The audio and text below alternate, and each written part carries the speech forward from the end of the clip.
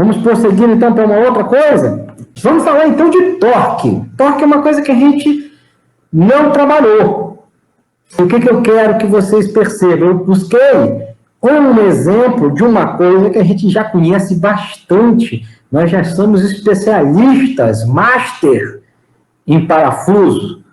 Então, nós já podemos trabalhar conceitos técnicos mais aprofundados quando a gente está falando em parafuso. E o que a gente viu lá quando a gente estava falando de parafuso? Que a gente tem um elemento que vai gerar uma fixação não permanente e ele pode ser montado no estilo parafuso com porca, e aí eu vou ter que ter uma ferramenta apropriada para manipular esta porca, e eu vou fazer aqui uma fixação entre duas peças. De que maneira essa fixação vai se dar? Quando eu movimentar a porca, ela vai se deslocar linearmente e a porca vai se aproximar da cabeça do parafuso, fazendo um sanduíche, prensando os elementos que estiverem entre a porca e o parafuso. Aí eu vou colocar aqui uma rosca fina, que é uma rosca que facilita o aperto e que aumenta o atrito de forma a dificultar o afrouxamento involuntário. Coisas que a gente já está cansado de saber, porque nós fizemos todas as nossos estudos relacionados a parafuso antes. Mas o que mais que vai acontecer? Quando essa porca se aproximar dessa cabeça, ela vai prensar essas chapas. E ao prensar essas chapas, vai gerar uma compressão nessa chapa, uma força de compressão. Essa chapa, ao sofrer a força, ela vai reagir. Então, vai ter uma força de reação.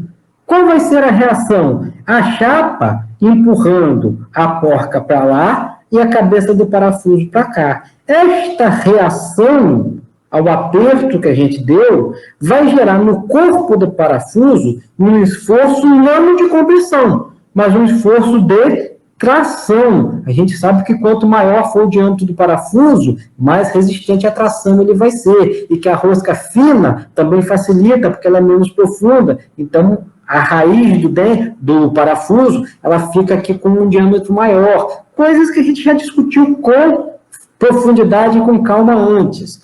Muito bem. O aperto que eu vou aplicar no parafuso é o torque. E lá atrás nós aprendemos a usar o torquímetro, vimos os tipos de torquímetro, como que a gente faz para medir esse torque. Mas hoje é isso que eu quero conversar com vocês. Eu quero conversar melhor sobre este tal torque. Como é que eu aplico o torque? Eu preciso de um braço de alavanca e eu vou aplicar uma força neste braço de alavanca, gerando uma rotação. Como é que eu posso pensar no torque? Preste atenção no que eu vou falar, porque o que eu vou falar não é exatamente o que a técnica ensina. Então, o professor de física lá, o professor Douglas, ele vai ver esse vídeo e vai achar ruim do que eu vou falar. Então, eu vou falar assim, ó, grosseiramente falando, a gente pode comparar o torque a uma energia que fica armazenada no centro de rotação. É exatamente isso, Everton? Não, não é exatamente isso. Mas se você raciocinar deste jeito, apesar do conceito não ser exatamente isso, você vai entender o que eu preciso que você entenda. Então, imagine o torque desta maneira grosseira.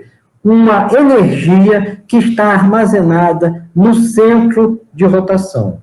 E para eu armazenar essa energia, eu tenho que aplicar uma força em um braço de alavanca, que tem uma certa distância. Ao fazer isso, eu vou armazenar essa energia. Esta energia armazenada, ela pode voltar a se tornar uma força, desde que ela seja aplicada a um outro braço de alavanca. Vamos ver isso melhor. Observa aqui esta chave. A gente quer aplicar um torque de 20 newton vezes metro. Torque é força vezes distância. Então, está aqui a fórmula. Torque é força vezes distância, que é o comprimento L, o comprimento da alavanca. E a unidade que eu vou usar para medir o torque tem que ser uma unidade de força, por exemplo, newtons, vezes uma unidade de comprimento. Pode ser, por exemplo, newton vezes metro, ou poderia ser libras-força vezes polegada. Mas aqui estamos trabalhando com 20 newton vezes metros. E eu quero aplicar 20 newton vezes metro neste parafuso. Como é que eu posso fazer? Se a alavanca tiver 1 metro, eu tenho que aplicar 20 newtons de força vezes 1 metro, 20 vezes 1, 20 newton vezes metro. Mas se eu não tiver 20 newtons, só tiver 10 newtons para aplicar, mas, entretanto, tiver uma alavanca mais longa, uma alavanca de 2 metros, se eu aplicar metade da força no dobro da distância, eu vou ter esse cálculo de multiplicação aqui, resultando nos mesmos 20 newton vezes metro. Agora, você imagine uma outra coisa. Imagine que tem alguma coisa girando este eixo. E este elemento, digamos que seja uma engrenagem. Essa engrenagem recebeu a rotação de uma outra e recebeu também um torque. E esse torque foi armazenado neste eixo. Quando essa engrenagem girar este eixo, vai girar esta alavanca. E se você quiser segurar essa alavanca, evitando que isso aqui gire, qual a força que você vai ter que fazer em um braço de alavanca de 2 metros? 10 newton. Mas se o braço for menor, você vai precisar fazer uma força bem maior. Então, o que eu estou querendo mostrar para vocês? Estou querendo mostrar que o torque que ficou armazenado, primeiro eu estou armazenando o torque. Estou aplicando a força vezes a distância para gerar um torque que vai ficar armazenado aqui no parafuso. Uma outra coisa é eu pegar um eixo onde eu tenho vários elementos de transmissão montados, e esse eixo está girando. Esse eixo tem, na sua linha de centro, um torque armazenado, vamos dizer assim. E esse torque quer se transformar em força.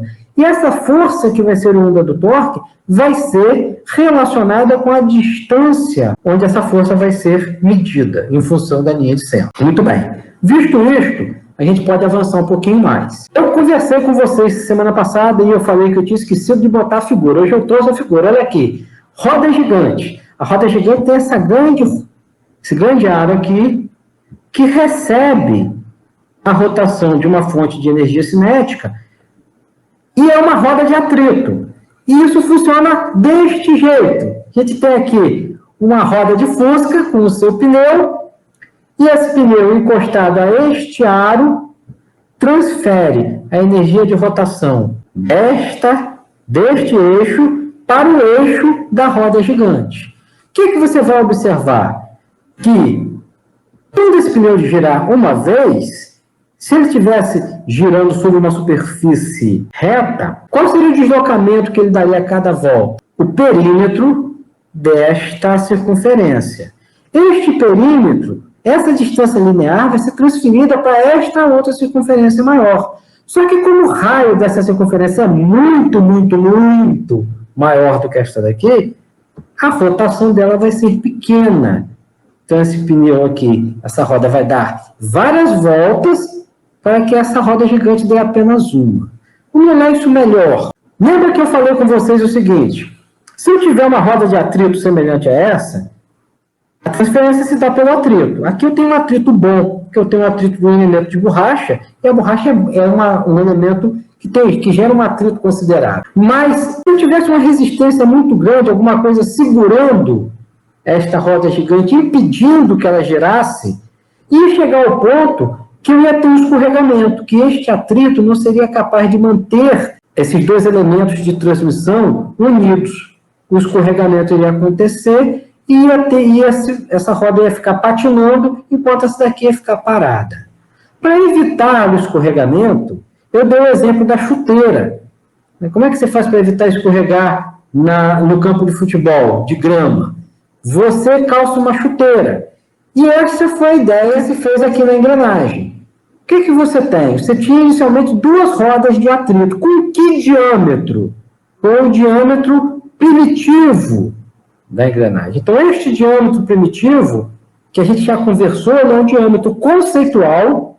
Ele não vai existir na vida real aqui, mas ele é um conceito onde, a partir dele, nasceram os cravos da chuteira, que no nosso caso são os dentes da engrenagem. Só que para esse dente poder se encaixar na engrenagem parceira, a engrenagem parceira tem que ter uma entrada onde esse dente vai encaixar. E a mesma coisa vai acontecer com o dente da engrenagem parceira. Ela vai ter que se alojar aqui.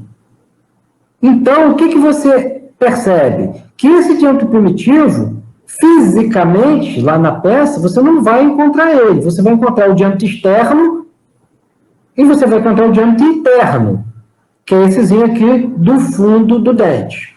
Vamos pensar numa outra coisa. A gente já conversou que as engrenagens, para serem parceiras, elas precisam ter o mesmo módulo. O módulo é um elemento que vai compatibilizar o dente das duas engrenagens para que eles possam efetivamente se engrenar. O que é um módulo? É o valor do diâmetro primitivo, que é esse diâmetro conceitual, dividido pela quantidade de dentes que eu tenho. Então, eu tenho aqui 16 dentes, eu dividindo este diâmetro primitivo por 16, eu vou ter o tamanho do módulo. Muito bem.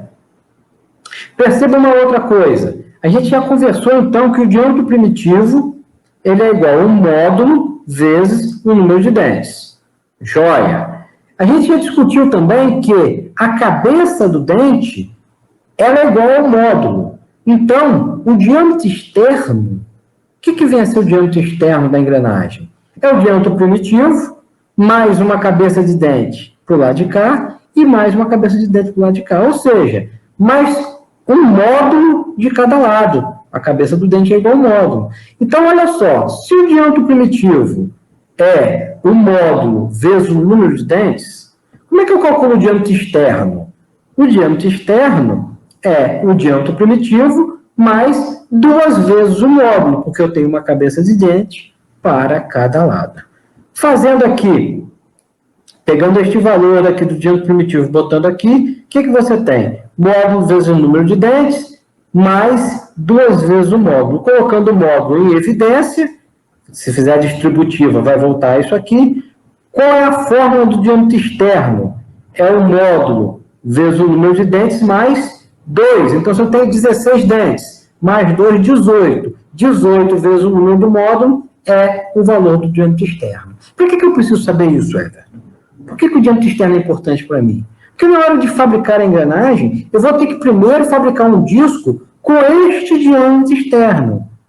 Este chamado blank é um disco que vai ter este diâmetro externo. Você vai precisar saber calcular isso. A gente vai calcular isso aqui na sua matéria, Everton? Não, na minha matéria não. Mas lá na frente, quando você for para a disciplina de usinagem e que você for fabricar a engrenagem na fresadora, e quem foi esperto e assistiu os vídeos que eu indiquei essa semana, viu lá várias maneiras de fabricar engrenagem, alguns métodos especiais para fabricação de grande quantidade de engrenagens iguais em série, e outro método mais relacionado a uma mecânica de manutenção, onde você vai fabricar poucas unidades, e é este método que vocês vão usar, efetivamente. Então, vocês vão fabricar a engrenagem, e lá vocês vão ter que calcular isso daqui. Por enquanto, eu só quero que você saiba que isso existe, mas saiba que as engrenagens, elas se tangenciam, os diâmetros que vão fazer esse tangenciamento são esses dois diâmetros chamados diâmetro primitivo, né? Esses dois diâmetros conceituais. Então é isso, foi isso que eu reservei para hoje. Alguma dúvida, algum comentário, alguma coisa que vocês queiram acrescentar? Por favor, se manifestem, deixem um like. Então tá bom. Até terça. Semana que vem tem mais. O mundo da mecânica é para você também.